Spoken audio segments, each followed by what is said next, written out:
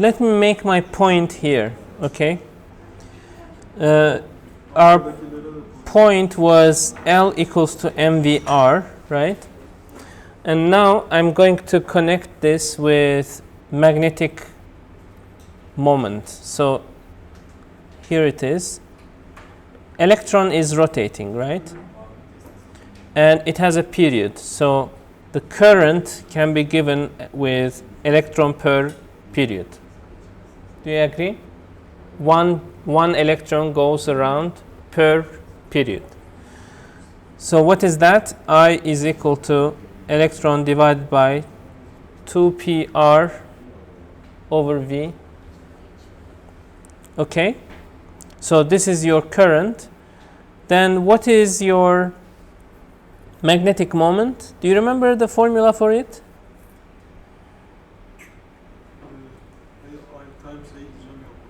I times A, yes. I times A, which is I times pi r squared. So E times velocity divided by 2 pi r times pi r squared. And this goes this goes this. So, sorry. So mu is E times V times R over 2, right?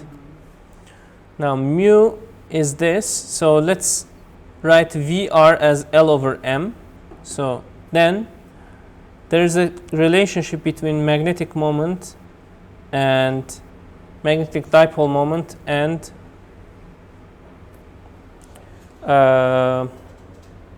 what was the other one? Angular momentum, right?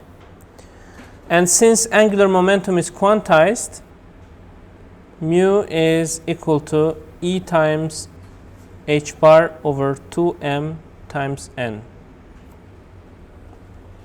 Right? Do you remember why I told the story? I told the story because Bohr claimed that angular momentum is n times h bar. Why he claimed that? Because of all the things that I talked about, right? But at the end of the day, just one moment. This is what we get. Mu is n times mu b, and mu b is the Bohr magneton, which is EH bar over 2m. This is sort of like the unit of magnetic moment in atoms. Yes? V here can be mistaken with voltage if people are taking notes. I mean, when they read their notes, I mean, they can mistake it. So maybe we could write it like V and handwriting. Okay. Something, yeah. Yes, but it will be. Yeah, it looks ugly. Let me leave it like this. But thank you for the suggestion. I mean, because it looks like E electron volt. EV. Yes, I see. Yes, this is Bohr magneton.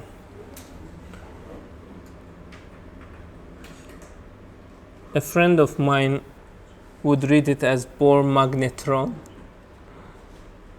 I think he was affected by the transformers.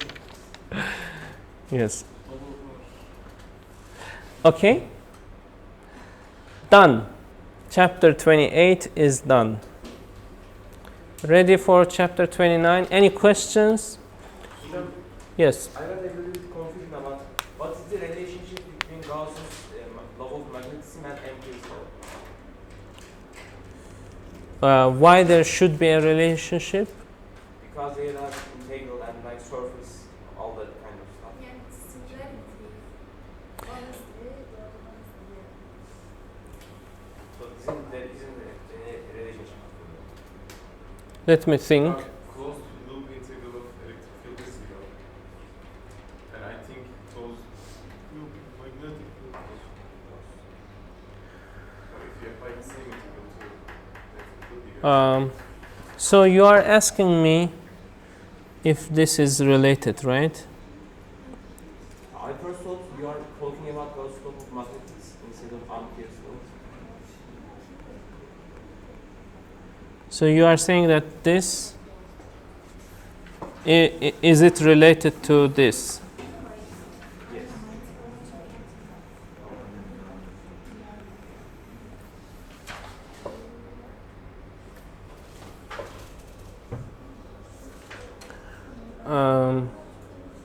So this one actually tells you that stationary charges do not create magnetic field. Or, sorry, excuse me, I take it back. This tells you that there is no magnetic monopole in a way that there is an electric monopole that would not move, just stay by itself, right? And it would, if there was a monopole, it would create magnetic field. So far, so good? This one, the other one, is telling you that there are electric monopoles, and when electric monopoles are moving, they are creating magnetic field. Okay? So this is about electric monopoles. This is about magnetic monopoles. Okay? Moving electric monopoles, non-moving and non-existing magnetic monopoles. What's electric monopole and magnetic monopole? Electric monopole is plus charge or minus charge. Okay? Magnetic monopole is just N by itself, the north of the magnetic field by itself, but it hasn't been found. This is much more clear, thank you. Thank you. Is it because like this? Oh, sorry. Is it like this because there is no monopole found, or like is there a theoretical foundation? No. Not theoretical foundation. It's purely experimental. Experiment tells us that so far the right-hand side of this equation is 0. Whenever we find a monopole somewhere in the universe, So whole field changes. the whole thing changes, yes. Like, I don't know if that is actually discussed or not, but you have to be open to these possibilities. Like when you squish protons with each other, hoping that you will get new particles and improve standard model, whatnot. I think they are not totally ignoring the possibility of getting a monopole. Okay? Any other questions? Since we are done with this chapter, Yes. what will we do? We will do the next chapter. We will do the next chapter. Pazartesi sabahı sonradan gelenlerin hepsi şehit olacak, öyle mi? No, why? There will be recordings. So we will do the next chapter now, and that way we will finish 2 chapters next week before Thursday. In Thursday we will have 3 hours to study, to solve problems for the midterm. Like before. Until which chapter we go? 28 included. No, The 20 for this course. For this week, the next week, In I total, mean, in 32. total. 32. All right. Ready for another chapter? Yes. Good, that's the spirit. Chapter 29. Should have said 0.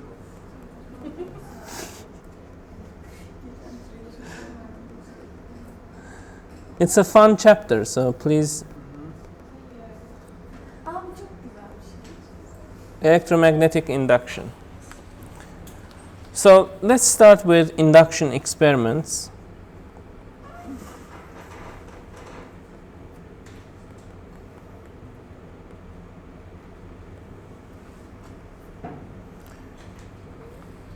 Here we have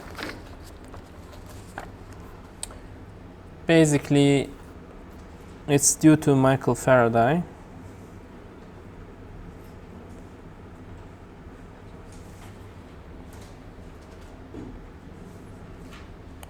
1830s. So he took a magnet, right? And let's say this is N, this is S. Let's say you have a loop here, and then there is an ammeter here. So this will create a magnetic field, right? This will create a magnetic field with some fringing on the sides.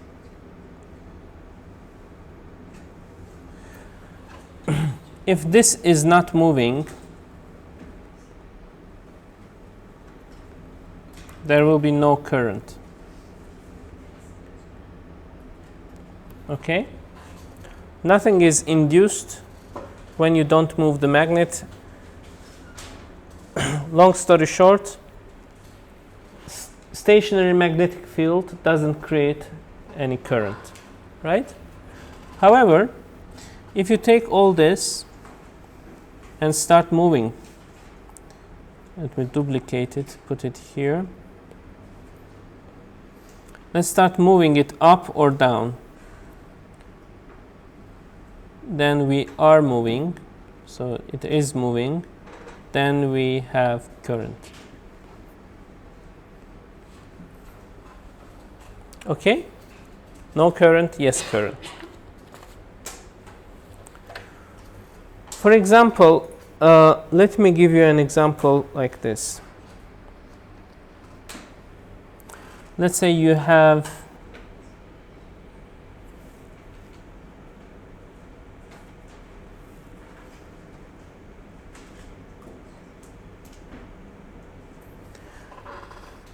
a battery here, and at t equals to 0, you switch on the switch.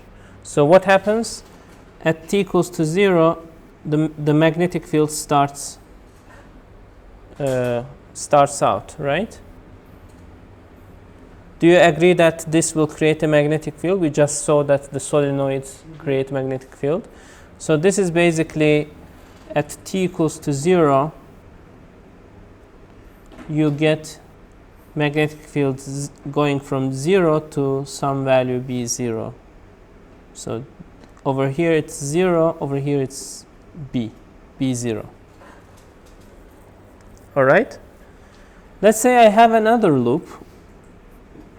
I have another loop over here, and I'm just trying to measure the current over here. So let me give a color to this loop. Let's make it red. And in red, I'm going to plot the current. So what is that current over here? Before the switch is on, the current is 0, right? There's no magnetic field, no current. Can you guess what happens when you switch on the magnetic field?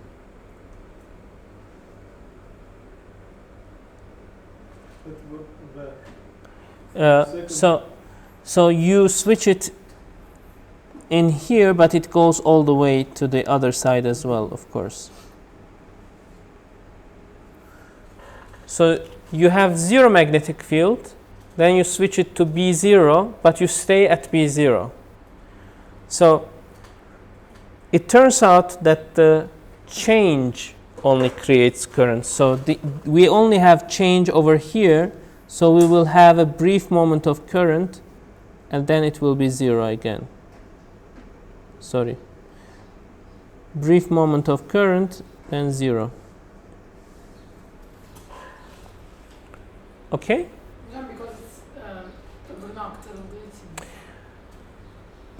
Because change in magnetic field creates current. That's the reason. Change in magnetic field creates current. Yes. And here it was 0, then it became B0, but over here it is constant, over here it is constant. So you are asking whether the current was transferred here. It's not I wouldn't call it transferred. I would say that the change in magnetic flux over here creates a change in magnetic flux over here, and the law of nature is that change in magnetic flux creates EMF.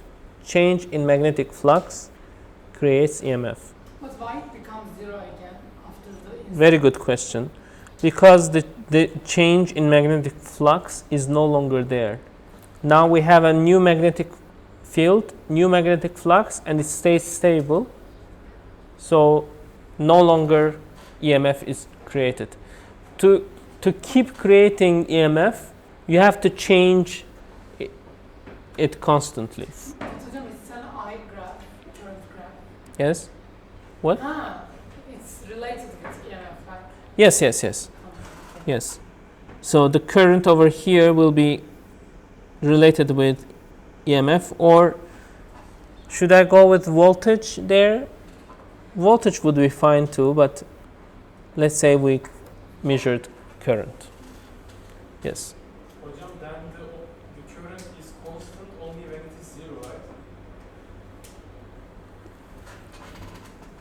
The current over here, yes, Constant. is constant only if the change in B is constant. So you have to increase the magnetic field linearly with time. So basically, this plot is the derivative of this plot. Okay? And there is only derivative over here, and the rest of the time the derivative is zero. So if you want to get a constant here, you have to have a slope here. Okay? If you have a sine here, you will have a cosine here. Good. Let's write it down. This is the law of nature found by Faraday. Change in magnetic flux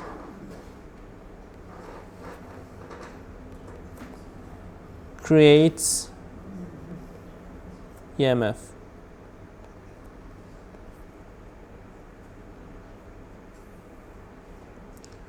Okay. Yes. So in the first circuit, we have a magnetic field due to the battery. Yes. The current. Yes. We have a current, and due to the current, we have magnetic Yes. field.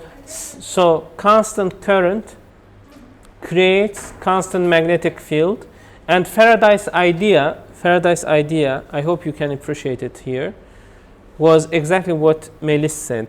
Can I transfer the current to the other loop, because I'm creating magnetic field with current, then why not having magnetic field creates current? Do you see? But that's not the way nature works. Change in magnetic flux creates current. So only when we start to have the magnetic field in the first circuit. Only when you change In it. that moment, we had a moment of Yes. current Yes. in this one, and then we didn't have. Yes. Yes. Hocam, can we say they are like interacting, even if they are moving, they are always exchanging, like, mıknatıs gibi düşünebilir miyiz? Well, let me tell you this. If you rotate this one, okay, then you will keep changing the magnetic field. Then you will keep creating current on the other. So the key thing here is that you have to change the magnetic field. Yes, but like the blue one doesn't give anything to red one. They are constantly interacting, and it becomes it Yes. is constant all the time because they are interacting all the time. Can I say? They are Without- interacting all the time, but only when the blue one changes the magnetic field does the red one get a current. And you can have infinite number of questions. It's fine. What if we took blue circuit away? Now Yeah. we change the magnetic field. That's a very good point. So if you, let's say you create magnetic field and you move it away. Then when you move it away, the magnetic field that you created goes down. And when it goes down, it changes. That change creates current on the other one. I'm coming to this. No worries at all. So, Faraday's law. Let's write down Faraday's law.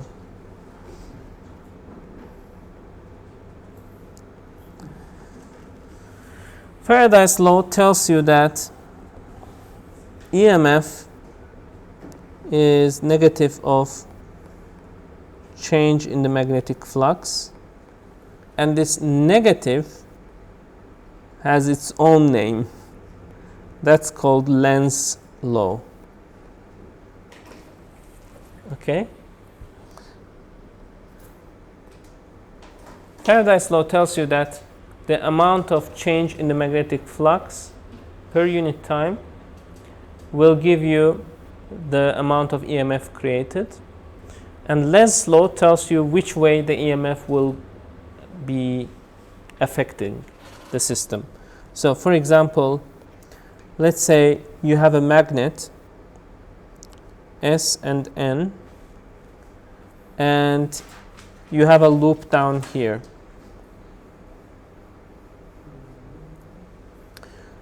The magnet has its,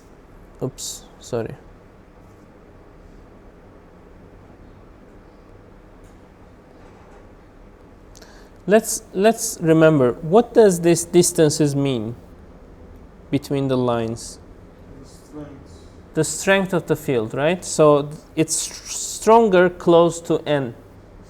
Now, if you move it in, if you are moving it in, then what you are doing is you are increasing the strength of the magnetic field that goes down, right?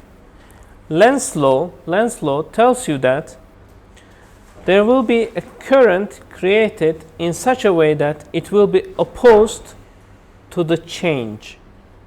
So there is a magnetic field down and it is increasing. The change is downwards. Okay? The change is downwards, the reply would be upwards. So it will be a current pointing in this direction, which will create an induced magnetic field to stop that change. It is against the change. The point here is that in this particular case, nature wants to preserve, it's some sort of magnetic homeostasis.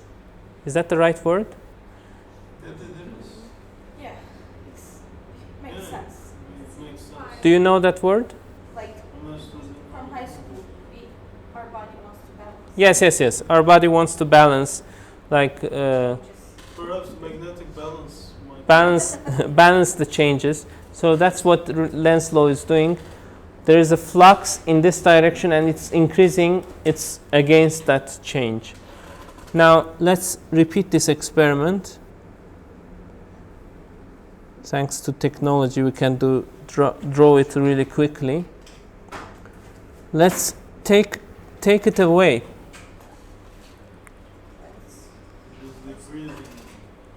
This time there is a magnetic flux down, but it is decreasing. So its effect is up. So the response is down. Did you follow this? Down magnetic field, decreasing, means that the cause is up. So effect will be down. So I'm using the wrong hand. It must be going this way.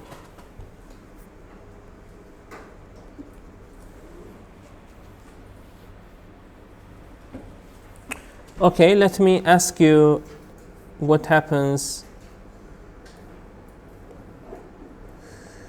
What happens when you have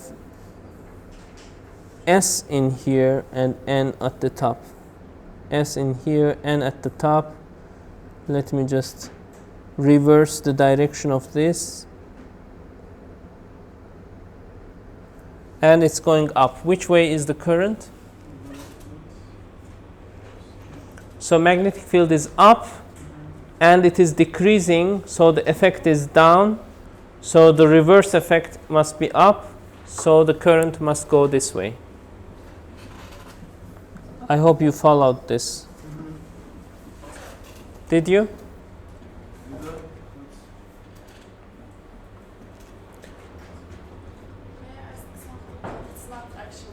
Okay. I saw the exam question like this and it was asking electric direction. Yes. How do you find this? Very good question. So we will see that EMF created here is actually an electric field. And it's circular electric field. It will be something like this. And it will be circular. Okay? How are we going to determine if it's clockwise or Same procedure. So same? exactly the same as the current. Okay? So let's keep it here. This is the electric field that is created, and hence electric field. So this field is non-conservative. Non-conservative. What does it mean? Yes. So normally potential would go like this, right? Like you would go around and you would have zero potential, right? Kirchhoff's law. Not here. Here you will go around and come back and you will have, like, even if the wire was not there, if there was just a point particle, normally in conservative electric fields, you go around, come back, you do zero work. Yes? Here, you go around, come back, you don't do zero work. The work is finite. It's non-conservative electric field. Non-conservative electric fields are created by changing magnetic fields. Okay? But this is a subject that we will reach at the end of this chapter. Good. Thank you. Thank you. Now we can investigate something called alternator.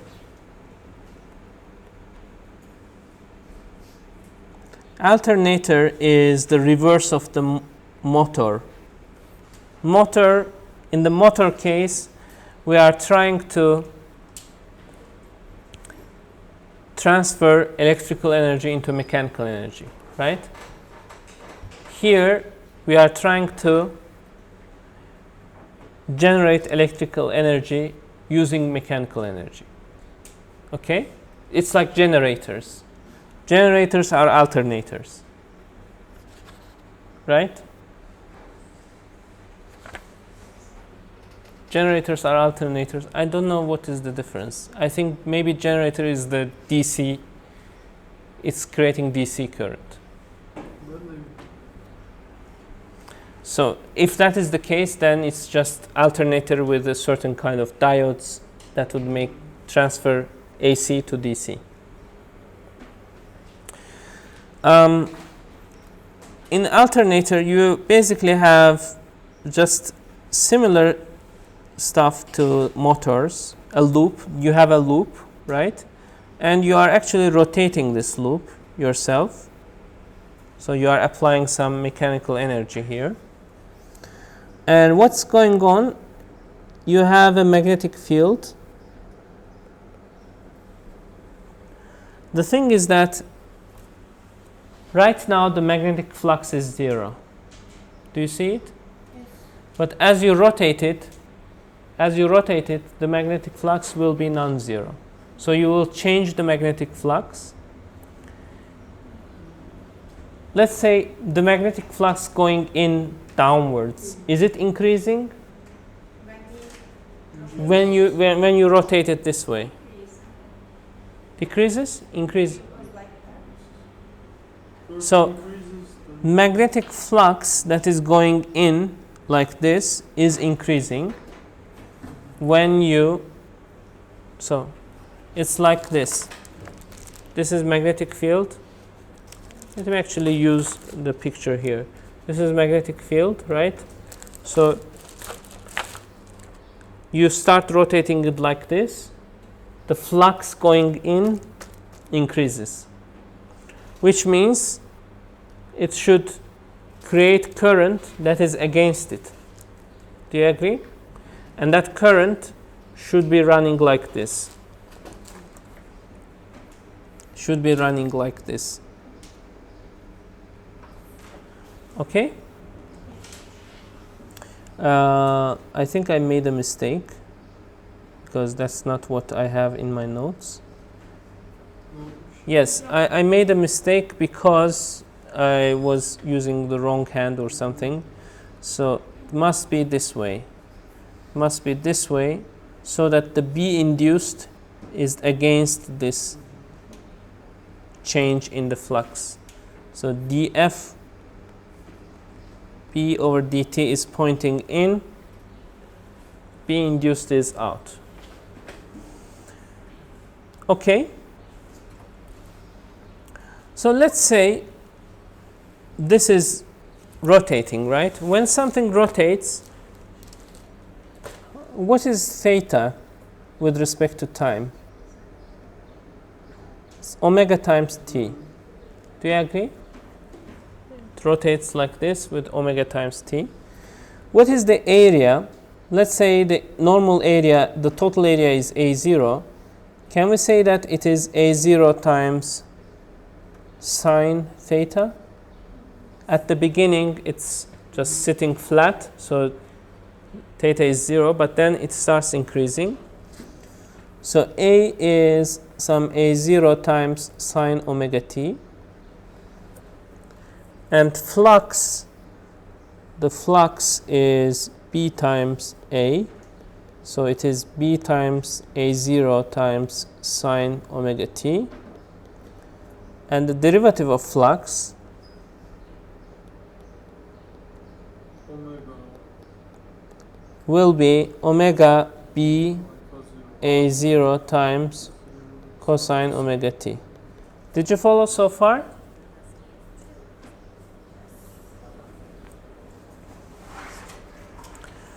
So the magnitude of EMF is, so I'm not bothering myself with the negative sign right now. I can say that the magnitude of EMF is the magnitude of change in magnetic flux. Then its magnitude can be just W times B times A0, not W, omega. Okay, this is what you have.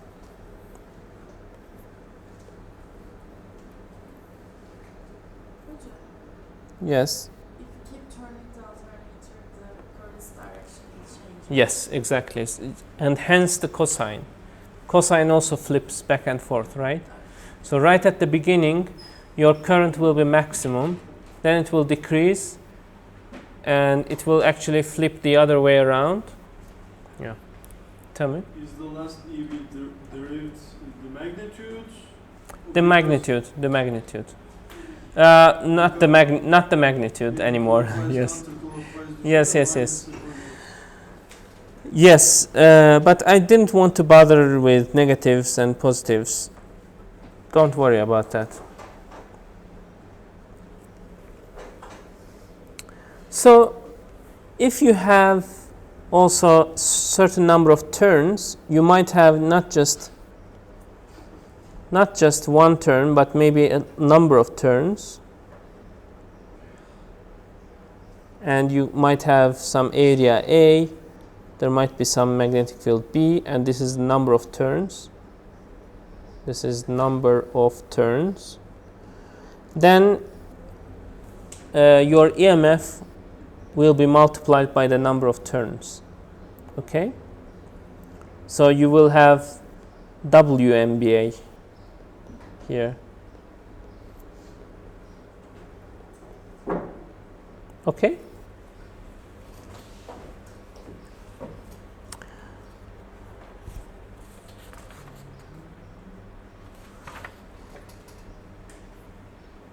Are you so tired that you can't take any more? I want to study mathematics. I just looked at generator. Yes? But it has out either AC or DC. Yes? Alternator has always AC. Okay. That's different. Okay. So Generators can have AC or DC. Alternator always have AC. Okay, thank you. Let's move just a little bit further and we can leave.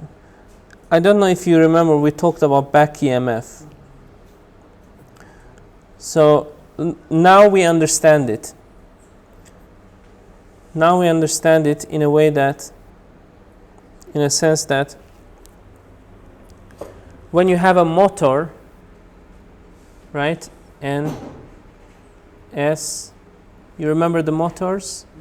You have brushes. Yes, you had brushes, you would apply some voltage, V applied. What will happen is that V applied is applied in such a way with brushes and whatnot, in such a way that it rotates it, right? But once it starts rotating, the EMF that it creates is always negative with respect to E applied. Let me actually call it E applied. E back EMF is always less than E applied and negative. Can be equal to E applied. Can be equal to E applied if you have no friction. Okay? Usually it's less. So for example, you apply 220 volts, that is the applied. You get some back EMF. And let's say you get 20 volts. This is how much load you have on your system. Okay? Let's say it's a rusty hair dryer. The rustier it gets, the more load. It's like so it can't rotate as much as it can to create enough EMF to stop the thing. So the difference goes to that load. Okay, but otherwise, if it's perfectly frictionless, then you remember you asked this question, like, will it accelerate forever? Right? It won't. It will accelerate even when you have no friction at all. It will accelerate only to the point where back EMF is equal to applied EMF. I think it's a good time and place to stop. Take good care. Thank you hocam.